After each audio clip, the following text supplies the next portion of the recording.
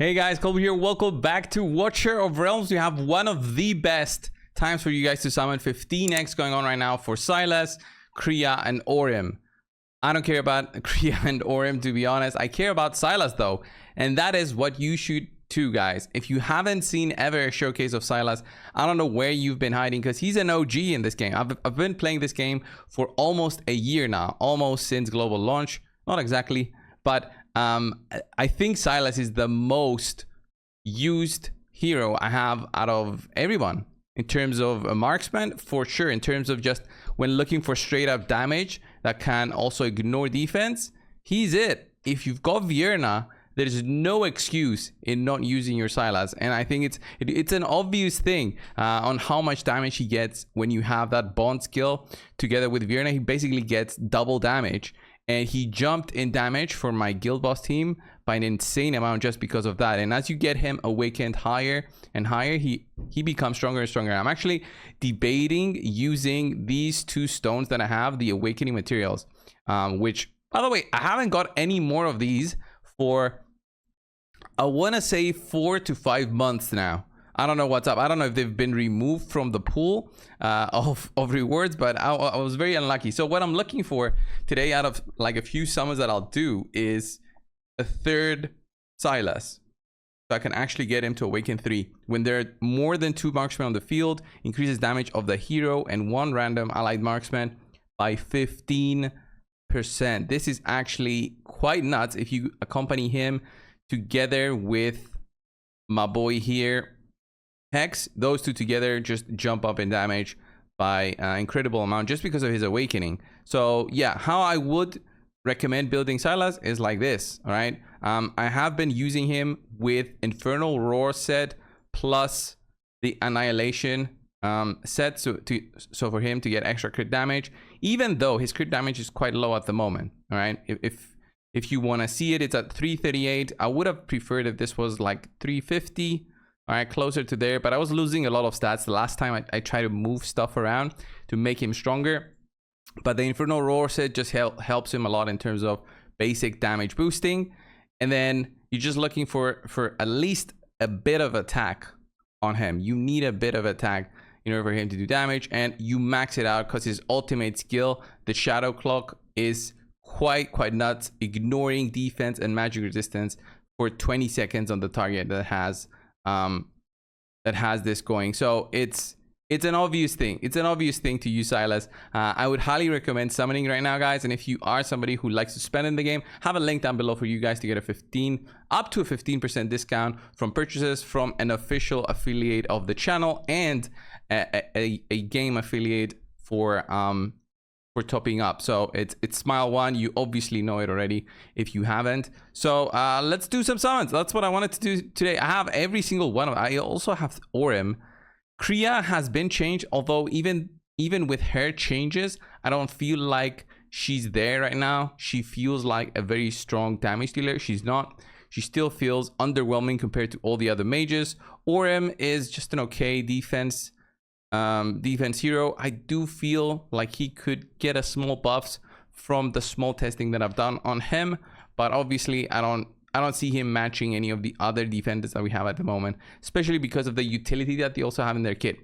In terms of epics, Miran is pretty nice, has a cleanse, helps a lot with the Void Rift. I would give her a 10 actually for the Void Rift, just because of that, because you want to get some help out there. Cyrene, if you haven't seen my videos in the past where I was showcasing guides on how to push on specific stages and the gear rates, Cyrene is it. And then we also have this dude, which is Selkath. I honestly haven't used Selkath, so I'm not sure on how good he can be for the esotericists, but I guess he's okay for an epic. So I got a few summons, guys, 25. Not that many, obviously. I will open those, and I hope you guys get your Silas. So right out the gate, we get like an epic. What? I have enough for at least 1 Lego, right? Maybe. No, actually, I have like 50 summons. I think I'm not close to pity. Haven't checked, but I'm not that crazy to go for. Even on the 15x, if I'm being honest, I'm not that crazy to go with summons.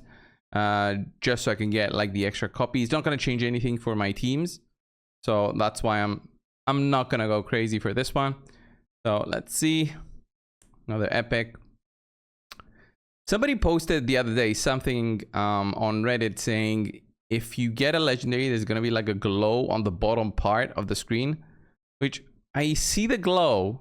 And I'm not sure what they mean. But anyway, just going to keep on going. Getting some epics is fine. But what I'm looking for is obviously the Lego. But we don't. It's still fine. I'm going to go with whatever else we managed to get. 14 more summons. And then probably can get another 10 from there. Keep on going.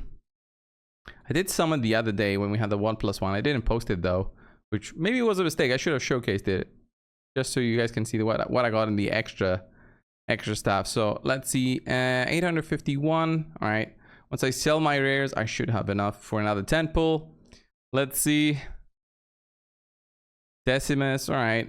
That's an actually pretty solid rare. You want to have at least one Decimus for the gear rate to guide showcase, right? So still summoning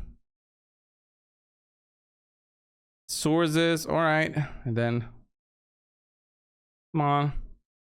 No, it's not it. Okay. Oh, 50 gems. That's what I actually wanted. 50 gems. There it is. 10 more summons.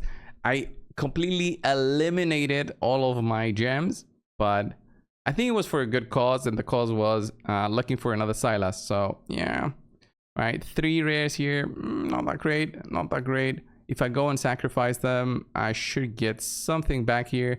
900 gems. All right, that's 10 more summons. Good. That's 10 more summons, and then from the spiritual altar, 100 gems. Okay. No, I can't even get to these rewards at the end. So I guess the final 10 summons will be it, right? Is there any summons here? Maybe if I get like an extra level. Nope, that's this. All right, let's go back and do the final 10 summons, guys. Obviously, if you plan on ever using up your gems, make sure you have enough of the energies stored here, like I do, which I purchase them every single day from the black market. So that's why I've got 72 stamina potions, small ones, the normal ones, and I also use up my frenzion points every single day so I can get some energy to run stuff when I want to get some new stuff, new gear, basically. So let's go. Final 10 pull. Not it, but I'm still okay with it. Still okay with it. Just a few summons, guys. Definitely go for Silas. If you don't have a Silas, I would highly recommend going for summons. There's no downside to going for summons if Silas is up for grabs, guys. It's an MVP. You'll see him, like I do use him in the Void Rift all the time. Every single boss, just eliminate the bosses. It's not even funny on how much damage he does. Which Void Rift is this one? Maybe I can show you guys the damage he does. Do I use him here? I actually do use him in this one, but I don't want to show this one because it's like a bad rotation. It gets messed up quite a lot. But faction trials, I even use him in faction trials. Gear raid, obvious example, gear raid 3. Just see on how much damage he does on with when you have a Raka, when you have him with Vierna. And then, oh, I needed to show the auto fight. And when you also have the power of dominance on, it's just funny on how quickly he can beat down on the boss, which is what I'm going to show you right now. Let's do auto fight, not background fight. Yeah, let's go in there. Just see on what my Silas does, even though he still has room for improvement. And obviously the artifact he has, it's a maxed out mythical artifact. So going here, he hits for 350k as you see there. And once we get on the boss, just have a look at the boss's health. Look at how much damage he does. 360, and that is ×2, by the way. Quite nuts on how quickly he drops the boss. And that's how you basically push gear raid 3. If you have Silas, it becomes so easy to beat down on the boss. But obviously, it's the tactic that I've showcased many times in the past with Idril. It's all right if you can't do this just yet, but he's just so good. And that's why I highly recommend going for this one. Look at this. 15, almost 16 million damage here. Even on my guild boss team, I've noticed he is one of, maybe he could be the top damage dealer. If I pushed his gear a little bit more, he could have been the top damage dealer in my squad, because you see here he does 130 million versus 142 on Zillitu, which my Zillitu has my best gear on. And then on world rankings, once you see like this guy, look at this, 211 million damage that he does. Does this guy also have 188? Quite insane, the damage he does. And he helps other marksmen also do damage, such as Hex. Hex, you just give him lots of crit damage and he goes nuts also on the guild boss. So that was the video, guys, for today. Let me know if you're going for the summons and if you got your Silas, how many summons it took. Thank you all for watching, subscribe, and I'll see you guys in the next one. See ya.